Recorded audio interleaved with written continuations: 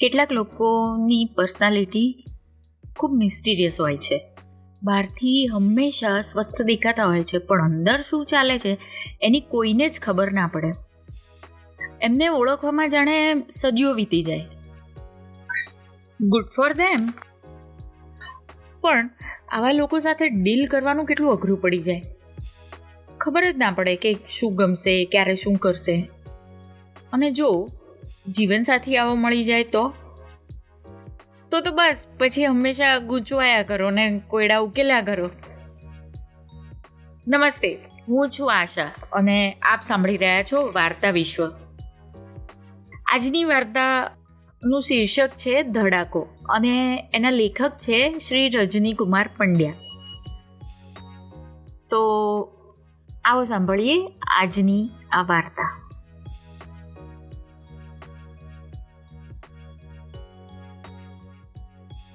મારું એવું, શેરીમાં અચાનક મોટો ધડાકો થાય તો એ કંઈ સફાળો બેઠો થઈને હું જોવા ના જવું ખરો, કંઈ મગરમચ્છની જેમ પડ્યો ના રહું. પણ એક બાબત મારા મામલે સમજી લેવી. હું રઘવાયો થઈને દોડી જનાર જીવ નથી. હું મસ્તીનો જીવ છું. હું તો શાંતિથી બારી પાસે જઉં ને બાદશાહ રૈયત પર નજર કરે તેવી પીંછી જેવી નજરથી બધું માપી લઉં. હા, ધડાકાને કારણે આગ ફાટી નીકળી હોય તો પછી ઝડપ કરવી પડે, પણ ઝડપમાં ધીરી ધારણ રાખનાર હું. આ ગુણ મને જીવનમાં બહુ મદદરૂપ થયો છે. આટલું લખી રહ્યા પછી થયું કે ચાલો ખુલ્લી હવામાં શ્વાસ લઈએ, એટલે તિવારી બારી પાસે આવ્યા અને હાથ ટેકવીને ઊભા રહ્યા. ખબર નહોતી કે આત્મકથા લખવામાં આટલું બધું નીચોવાઈ જવું પડતું હશે. દુનિયાભરની કહાણીઓ લખીને નાટકમાં ઢાળી તે કેવી કે જેમ આકાશમાંથી ઝીણી ઝરમર થાય. પણ આત્મકથા એટલે જમીનમાંથી વરસાદ ફેંકાવવો. તે તિવારીને વિચાર આવ્યો કે એ રીતે ભીતરથી જે વરસાદ આકાશ ભણી ફેંકાય છે તેમાં ઝીણા ઝીણા લોહીના બૂંદ હોય, નહીં તો આટલું કષ્ટ ના પડે. કેટલે પહોંચ્યા? મીન્સ લાઈફના કેટલામાં વર્ષ સુધી? અરે, પત્ની પૂછે છે. તિવારીએ માત્ર ડોકી નહીં પણ આખું શરીર બારી તરફથી પાછું ફેરવીને ઉષા રાણીને નિરખ્યા. તને આટલો બધો રસ? કેમ ના ગમ્યું? ના, તિવારીએ જવાબ વાળ્યો. ગમ્યું, બહુ ગમ્યું. મારા બધા લખાણોમાં આવો રસ લેવાનો મને બહુ ગમે. કશું પણ બોલ્યા વગર ઉષા રાણીએ એમની તરફ એમની ચુંગી લંબાવી. આ આદતથી એ 52 વર્ષથી વાકેફ. મતલબ કે તિવારી 23ના હતા અને ઘોડે ચડીને આવ્યા હતા ત્યારથી. એ રાતે જ એમણે પ્રથમ ચુંગી કાઢી. ઉષા રાણી પહેલા તો હબકી ગયા હતા, પણ પછી એમની જન્મજાત ચતુરાઈ કામમાં આવી. કઈ? આંચકાને આનંદમાં પલટાવી નાખવાની. કહ્યું, ઠીક, ત્યારે મારા પહેલા તમારા હોઠને એ ચૂમી લેશે એમ ને? તિવારી પ્રસન્ન થઈ ગયા. તારે જ ભરી દેતા શીખવું પડશે. 6 વર્ષથી હું ભરું છું એમ તિવારી બોલ્યા હતા. 17 વર્ષે જે દિવસે પહેલું નાટક મેં લખેલું તે ભજવાયું, તે જ દિવસે ડિરેક્ટરે મને એની અજીઠી ચુંગી પીવડાવી હતી. તે દિવસથી ચસ્કો લાગ્યો છે. પણ સારું, હવે ભરવામાં બહુ કંટાળો આવે છે. 6 વર્ષમાં 8 ત્રિઅંકી લખ્યા, તે બધા આ ચુંગીના દમ પર. 10 ચુંગી બદલી. આમ તો એક નાટક દીઠ 1. પણ એકવાર 52 વર્ષ પહેલાની એ પહેલી રાતે તિવારી આવું કંઈક બોલતા બોલતા અટકી ગયા હતા. એ વખતના મુખભાવ ઉષા રાણી આજે પણ આંખો બંધ કરે તો જોઈ શકે. એ વખતે તો ઉષા રાણીનો સવાલ જન્મે તે પહેલા જ તિવારી બોલ્યા હતા. એકવાર એક વ્યક્તિએ ભરતા ભરતા ચુંગી ભોંય પછાડી હતી ને ચૂર ચૂર થઈ ગઈ હતી. ને બીજી વાર એ જ વ્યક્તિએ છાનામાના ચોરી લીધી અને કોઈને આપી દીધી. બંને વાર મારે નવી લેવી પડી હતી. વ્યક્તિ શું કરો છો? નવવધુ હતા છતાં ઉષારાની જરા ઉલટ તપાસના સ્વરે બોલ્યા, નામ બોલો ને. માણસ. નાટકનો માણસ એટલે જવાબો આવા નાટકને છાજે એવા જ આપે ને. સમજ્યા, પણ મન સમજ્યું નહોતું. હશે, પણ પછીના મોજ મજા મધુરાત્રિની મસ્તીના દિવસોમાં કોશિશ પણ જરૂરી ના રહી. ચુંગી ભરતા આવડી ગયું. એક વાર પણ તૂટી નહીં. તિવારીની કેરિયર પણ શું ખીલી હતી. એક પછી એક સફળ નાટક. અરે, માન સન્માન એવોર્ડ પણ વેગન ભરાય એટલા. એ કશાની પાછળ પડ્યા નહીં ને શાંત સ્વસ્થ ચિત્તે જીવનની સડક પર ટહેલતા હોય એમ ચાલતા રહ્યા. એક છોકરો થયો પણ રહ્યો નહીં, દુનિયામાંથી ચાલ્યો ગયો. 22નો થયો ત્યાં એની મોટરસાઇકલ એક ટ્રક સાથે ધડાકાભેર અથડાઈ ત્યારે ઉષારાની ભાંગી ગયા હતા. પણ તિવારી ઘડીભર ખળભળી ગયા હતા એટલું જ, પણ પછી શાંત સ્વસ્થ, જાણે કે દીકરો જન્મ્યો જ નહોતો, માત્ર મુલાકાતી જ જન્મ્યો હતો, જે થોડી ગપ્પા ગોષ્ઠી કરીને 2 કોળિયા અન્ન પેટમાં નાખીને ચાલતો થયો અને આપણે એની પાછળ બારણા વાસી દીધા. પછી તો બીજા સંસારી શોર બકોર વચ્ચે એ પણ વિસરાઈ ગયા. ક્યારેય યાદ ના આવે. ઉષારાનીએ એકવાર 30મી જાન્યુઆરીએ જરા ખીજથી લેખક મહાશયને પૂછ્યું હતું, દુનિયા આખી ગાંધી નિર્વાણ દિન ઉજવે, તમે ક્યાંક ચીફ ગેસ્ટ તરીકે ભજન સંધ્યામાં એ દિવસે જાઓ છો, ત્યારે આપણો છોકરો એ જ તારીખે એ જ સમયે બરાબર ટ્રક નીચે છૂંદો થઈ ગયો હતો, એ તમને યાદ ના આવે? આંખો ડબડબી ગઈ. મોં આડે સાડલાનો ડૂચો લીધો. ભજન સંધ્યામાં ગવાતા ભજન આંખો બંધ કરીને સાંભળો ત્યારે માત્ર ગાંધીને જ સંભાળો, સગા દીકરાને નહીં. તિવારીએ જવાબમાં કહ્યું, મારી ચુંગી ભર. ઉષારાનીને વર્ષો પહેલા આ પોતાનો ભારે વેદના સાથે પતિને પૂછાયેલો સવાલ યાદ આવી ગયો, અને તે પણ આજે આટલા વર્ષે. તે દિવસે તો એ જવાબને ગળી ગયા હતા, પણ હવે આજે આત્મકથા લખવા બેઠા છે ત્યારે શું કરશે?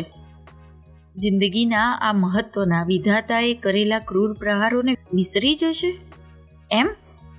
પોતાની સ્વસ્થતાનો ઢંઢેરો પીટશે કે સાચા બોલા બની બતાવશે? નાટ્યકાર મંડળ તરફથી એમને એ લખવાનું કહેણ આવ્યું. એમણે એ નકાર્યું, પણ વારંવાર આગ્રહ થયો ત્યારે માંડ હા પાડીને તરત જ લખવા બેઠા. એ જ દિવસથી ઉષારાનીએ એમના લખતા જતા પાના જોવા માંડ્યા હતા. જીવનની શરૂઆતથી આજ 75 વર્ષની જીવનયાત્રાને લખવી કઈ સહેલી છે? ઠીક, પણ એ તો શ્રીમાનની ચિંતા છે. આપણે તો વાંચવાનું છે. જોવું પડશે કે એમાં ક્યાં ક્યાં નાટક પેસી ગયું છે ને ક્યાં ક્યાં હું બહુ સ્વસ્થ છું, સ્થિત પ્રજ્ઞ છું એવો એમનો ઈગો. આ બંને વચ્ચે જીવનની કડવી મીઠી હકીકતો અળપાઈ ગઈ હોય એવું ક્યાંક બન્યું છે? પણ લાગતું હતું કે હજી સુધી તો જેટલા પાના વંચાયા એમાં હકીકતોના આલેખનમાં કોઈ ગાબડા નહોતા. ના, બન્યું તે જ લખ્યું હતું. નાનપણની પોતાની ટેવો કુટેવો જાંબુના ઝાડ પરથી કિશોરાવસ્થામાં પડી ગયા. શરીર પર અમુક જગ્યાએ બહુ વાગ્યું, પણ તેની વાત દિવસો લગી કોઈને કરી નહીં, અને અંતે મોટું ઓપરેશન કરાવવું પડ્યું.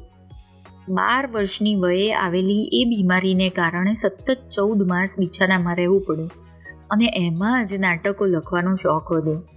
એ શોખને વિકસાવવાની એકધારી ફુરસદ જ આપી આ અકસ્માતે. સાવ સાચી વાત. ઉષારાની પાસે આ વાત એમણે 1000 વાર વર્ણવી હતી. કહેતા, મારું ઓબ્ઝર્વેશન ઝીણું થયું. ડાક્ટરો, નર્સો, બરદાસીઓ અને મુલાકાતીઓ ઉપરાંત ઝાડુવાળા, વોર્ડ બોય જેવા નીચલી પાયરીના વાણી, વર્તાવ, હલનચલન, મેન્ટાલિટી બધું જ અલગ અલગ. મને મજા આવતી અને હું એ બધું ટપકાવતો. ઉષારાની ડાર્લિંગ, એમાંથી જ હું સફળ નાટ્ય લેખક બન્યો ને. ઉષારાની આ વાંચતા હતા ત્યાં જ વીજળી ગઈ. કાગળો પર ચાદરનું વજન મૂકીને સંભાળીને પલંગની નીચે ઉતર્યા. હજુ ટોર્ચ લીધી ત્યાં દરવાજે જરા જોરથી ટકોરા પડ્યા. ટોર્ચ જલાવી એમણે ભીડેલા બારણા ખોલ્યા તો બીજું કોણ હોય? તિવારી જ વળી. વરસાદ વધ્યો એટલે વહેલો આવી ગયો. થયું કે ચાલ ઘરે જઈને લખીશ તો વળી બત્તી ગુલ. ઇલેક્ટ્રિસિટી બોર્ડ પર ચીડાયો પણ પછી બીજી જ મિનિટે સ્વસ્થ થઈ ગયો. ચાલને, તારી જિંદગીમાં કંઈ પહેલી વાર લાઈટ ગઈ છે? અકળાય છે શેનો? ગમત કરજે વાઈફ જોડે. બહુ કરી ગમત જુવાનીમાં હો. ઉષારાનીએ ડીલ લૂછવા એમને ટુવાલ આપ્યો. હજુ આ 75 તો જપો. અંધારું હોય, બહાર વરસાદ પડ્યો હોય, આ શ્રેષ્ઠ મુહૂર્ત કહેવાય. લાજો હવે લાજો. ત્યાં જ બત્તી થઈ. તિવારી રાજી થઈ ગયા. ખીટીએ ભરાવેલા લુંગી જબ્બો ખેંચ્યા. ચાલ, રોમાન્સ કેન્સલ, રાઇટિંગ ચાલુ. એ સાથે જ એમનું ધ્યાન ટેબલ પર ગયું. અરે, મારા લખેલા પાના ક્યાં? ઉષારાની બોલ્યા, હું વાંચવા માટે અંદર લઈ ગઈ હતી. થોડા વાંચ્યા, થોડા બાકી હતા. ત્યાં જ્યાં જુઓ ને, મુઈ લાઈટ ગઈ. કોણ જાણે કેમ તિવારી ગંભીર થઈ ગયા. મૂડની સ્વિચ ઓફ થઈ ગઈ હોય એમ, પણ પછી બીજી જ સેકન્ડે હતા એવા. બોલ્યા, હાલ તો મને લાવી દે. તું પછી બધું જ વાંચજે ને હું લખવા બેસું એ પહેલાં ચૂંગી ભરી દે. એ દિવસો પછી તો 2 મહિના પસાર થઈ ગયા. ઉષારાની ભાઈના પૌત્રના લગ્નમાં મેરઠ જઈ આવ્યા ત્યારે ત્યાં પણ સતત વિચાર આવ્યા કરતો કે કઈ સાલ લગી પહોંચ્યા હશે, શું લખ્યું હશે. લગ્નની સાલ અને એ પછી 7 વર્ષની વાતો તો હું હતી ત્યાં જ આવી ગઈ હતી, પણ પછીની વાતો એમણે શી રીતે લખી હશે? સંતાન ના થવાના કારણે જે ઝઘડા થતા હતા તે વાત કેવી રીતે લખશે? ઝઘડા પણ વિચિત્ર કિસમના હતા. તિવારીજી મંદ મંદ હસતા. એ હસવું તો એમનું હથિયાર હતું ને ઉષારાની એનાથી ગિન્નાઈને દાંત ભીસતા ને કકળાટ કરી મિલતા. એ વળી એમનું આગવું હથિયાર. આ બંને હથિયાર એવા હતા કે સામસામે ટકરાયા વગર પોતપોતાની છાવણીમાં પોતપોતાના સ્થાને રહીને જ ઝઘડો પ્રગટાવતા. આવા વિષમ પ્રકારના ઝઘડા રોજ નહીં, મહિને એકવાર થતા. સ્વાભાવિક છે. મહિનો આશામાં ને આશામાં વીતતો. ઉષારાની પોતાના દેહમાં ફેરફારો અનુભવતા. અરે, ઉબકા ઉલટી સુદ્ધા અનુભવતા. આંબલીનો ડબ્બો ભરી રાખતા. અરે, કંઈ કહેવાય નહીં. એવી અવસ્થાના ચિહ્નો ગમે ત્યારે વર્તાય ને ગમે ત્યારે ખાટું ખાવાનું મન થઈ આવે. આમ ને આમ મહિનો, ક્યારેક 1.25 મહિનો સુખેથી પસાર થઈ જતો. પણ અંતે એક દિવસ ધબડકો થઈ જતો ને તે દિવસે ઝઘડો થઈ જતો. તમે આપણી દાક્તરી તપાસ કેમ કરાવતા નથી? એકવાર તો ટાઈમ કાઢો. હું તમને બીક શું છે હે? આટલી વાર કેમ લગાડો છો? તમે તો પૂરેપૂરા મરદ છો. પણ તો પછી મારી તપાસ તો કરાવો. આ પછી રોના ધોના, કકળાટ, કલ્પાંત. તિવારી એ પછી દાક્તરી તપાસનું વચન આપતા. મુઠ્ઠી વાળીને દ્રઢ સંકલ્પ જાહેર કરતા. પણ બીજા જ દિવસથી ચહેરો પરમ સ્વસ્થ બની જતો, જાણે કંઈ વાત જ થઈ નથી. જો નાટકનું પ્રીમિયર 1.5 મહિના પછી છે. 15 દિવસમાં સ્ક્રિપ્ટ આપી દેવાની છે. મને પ્રોડ્યુસર પંચગીની લઈ જવા માંગે છે. ત્યાં રિસોર્ટમાં એ લોકો સાથે રહેવાનું અને ડિસ્કસ કરતાં કરતાં લખવાનું છે. ગયા વિના ચાલે એમ નથી. શું કહે છે?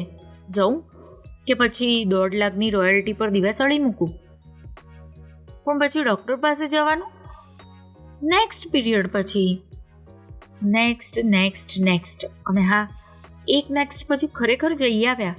ઓહો, તપાસ પછી તિવારી છેક અઠવાડિયે બંને રિપોર્ટ લેવા જઈ શક્યા ને લઈને આવ્યા ત્યારે આવીને કહે, ચુંગી ભર. કેમ? ઉષારાનીએ પૂછ્યું. આમ કદી આવીને ચુંગી ભરવાનું નથી કહેતા. નવા નાટકની તૈયારી. પછી અચાનક ગંભીર થઈને બોલ્યા, એ તો ક્યારે નથી હોતી. સાંભળ, સારા સમાચાર. વાંચ આપણા રિપોર્ટ. હું શું વાંચું? હું થોડી અંગ્રેજી ભણી છું. તમે જ વાંચી તો. વાંચવા જેવું કંઈ નથી. તિવારીએ રિપોર્ટને પાછા ગળી વાળીને કવરમાં મૂકી દીધા. આપણે બંને નોર્મલ છીએ. તને સમજાય એવી ભાષામાં વાત કરું. તારા પપ્પાને યુપીમાં સોના ચાંદીનું કામકાજ છે ને, એટલે એ રીતે વાત કરું. તું 24 કેરેટ તો હું તો વળી 28 કેરેટ. પણ તો પછી આમ કેમ થાય છે? ઉષા રાણીની આંખો ઉભરાઈ ચાલી. 7-8 વર્ષથી મને ભગવાન સંતાપે કાં? મને વાંજિયા મેણા ખવડાવી ક્યાં? જો નાટકમાં કોઈ કેરેક્ટરની એન્ટ્રી મોડી હોય છે ડાર્લિંગ, અને એ કેરેક્ટર બહુ દમામદાર હોય તો જ એવું થાય. આપણે ત્યાં આવનાર જીવ એવો રાજવંશી હશે. હજુ તો વિધાતાના ગ્રીન રૂમમાં એનો મેકઅપ થતો હશે. પણ ક્યારે? ઉષા રાની અધીરતાના છેલ્લા શિખરેથી બોલ્યા. મારાથી હવે નથી રહેવાતું. આત્મકથાના પાના વાંચતા વાંચતા ઉષા રાની જીવનના આ એક કાચા પુલ જેવા તબક્કાની રાહ જોતા હતા. જીવનની રેલગાડીની સ્પીડથી સાચવવા જેવું હતું. નહીતર પુલ ધ્રુજે, ખળભળીને તૂટી પડે, બધું જ રફે દફે થઈ જાય. ઉષા રાનીને યાદ કરવું પણ ગમતું નહોતું, બલકે આંખો મીચીને બધું જોયું ના જોયું કરવાનું મન થતું હતું. અરે, એ તો હૃદયના તળિયે ભંડારેલી વાત તિવારી પણ ના જાણે. મેરઠથી આવીને એક દાડો તિવારી બહાર ગયા હતા ત્યારે વાંચવા ઉષા રાની બેઠા. શું લખ્યું, કેવી રીતે લખ્યું? સ્વસ્થતા, સ્વસ્થતા, સ્વસ્થતા. આખી આત્મકથામાં બસ એની સાબિતીઓ જેવી ઘટનાઓ આવશે કે શું? એમણે સાવ છેલ્લા લખાયેલા પાના લીધા. ઓહો, જીવનની અનેક નાની મોટી ઘટનાઓ શ્રીમાનજીએ બધું જ યાદ રાખીને ઝીણા ઝીણા નકશીકામ ભર્યા શબ્દો વડે આલેખી હતી.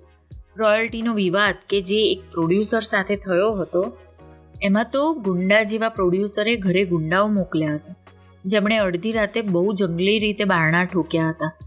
તિવારી સ્વસ્થપણે બારણું ખોલવા ગયા ને ખોલ્યું કે 2 મુચ્છડ અંદર આવી ગયા, 2 બહાર.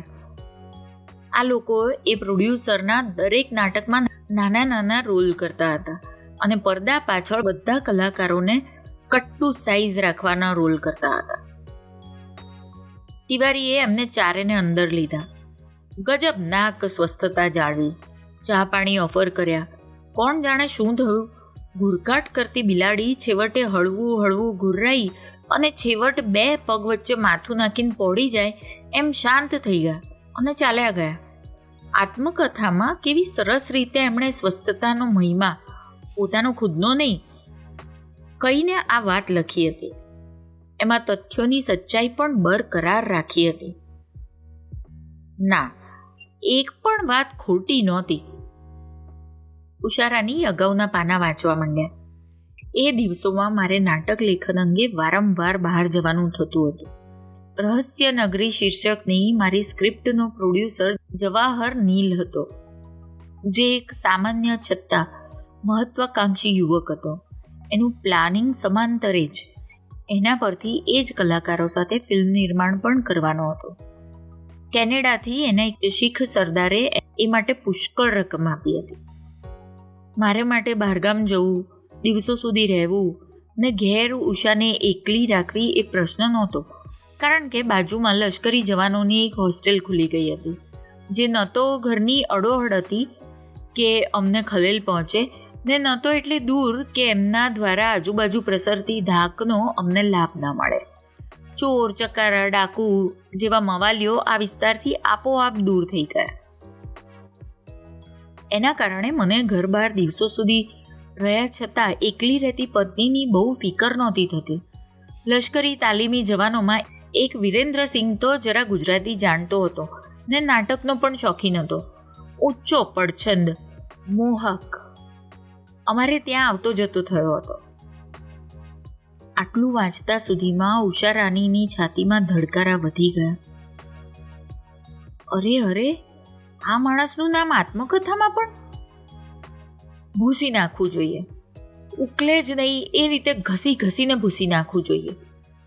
ઓહ, છાતીમાં મૂંઝારા જેવું થવા માંડ્યું. એણે ઊભા થઈને પાણી પીધું.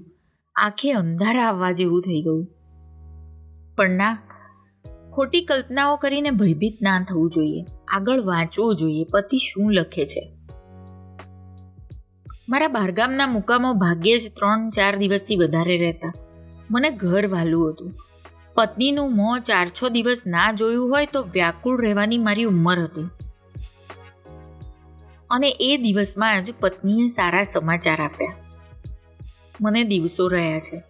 બોલતી વખતે એની સિકલ પર હરખ તો હશે જ, પણ મને જરા મ્લાન દેખાઈ. કારણ હું જાણતો હતો.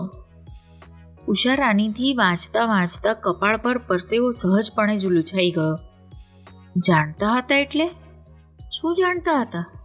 શું શું શું?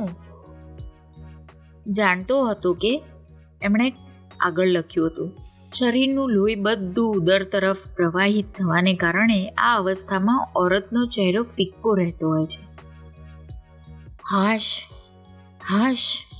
ઉષા રાણીને હવે આગળ વાંચવાની જરૂર નહોતી.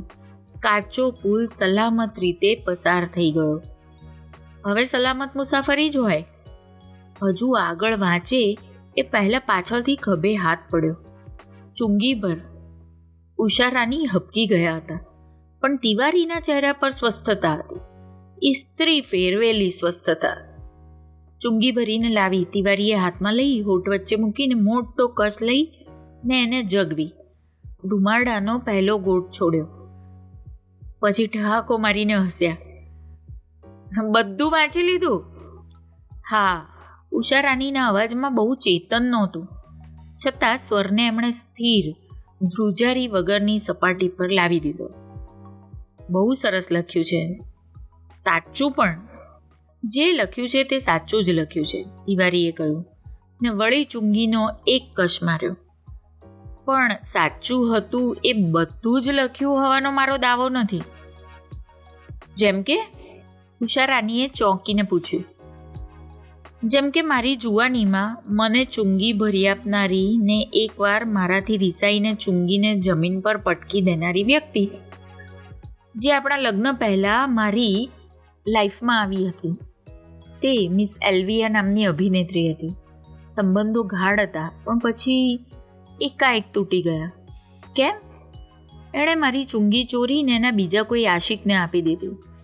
મને ઘડીભર આંચકો લાગ્યો કે એ બીજા માણસ અનુરાગ અવસ્થીના હોઠો વચ્ચે મારી ચુંગી પહોંચી ગઈ હતી.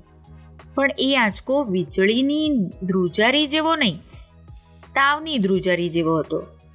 એ સંબંધ મેં જતો કર્યો. ઉષા રાણી અપલક નજરે પતિ સામે જોઈ રહી. હજી બીજું એક સત્ય, તિવારી બોલ્યા, જે હું જાણું છું તે આમાં લખ્યું નથી. લખવાની કોઈ જરૂર નથી લાગી. હું જાણું છું તે સત્યને, પણ તું નથી જાણતી. શું?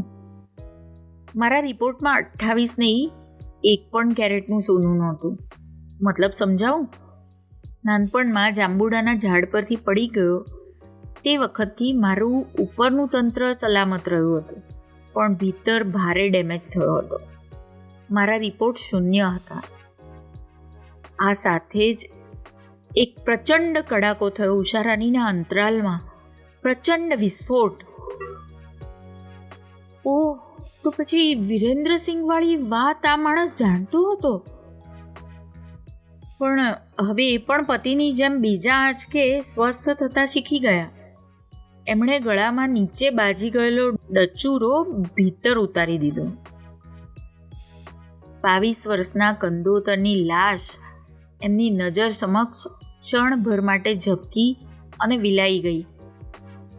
એમણે તીખી ઝીણી નજરે પતિ તરફ જોયું અને પૂછ્યું, મેં તમને જ્યારે સારા સમાચાર આપ્યા ત્યારે તમને કંઈ ના થયું? કહ્યું ને, તિવારી બોલ્યા. ગમે તેવો ધડાકો સાંભળ્યું તોય હું સફાળો બેઠો ના થાઉં. ભાગું નહીં, એની સાથે જ જીવી લઉં. ઉષા રાણી એમની તરફ તાકી રહ્યા. ત્યાં તિવારીએ કહ્યું, ચાલ ચુંગી ભર, ધુમાડામાં બધું ઉડાડી દઈએ. મિત્રો, આ હતી આજની વાર્તા ધડાકો. મને આશા છે કે આ વાર્તા આપને ખૂબ જ ગમી હશે. ફરી મળીશું એક નવી વાર્તા સાથે. ત્યાં સુધી આવજો.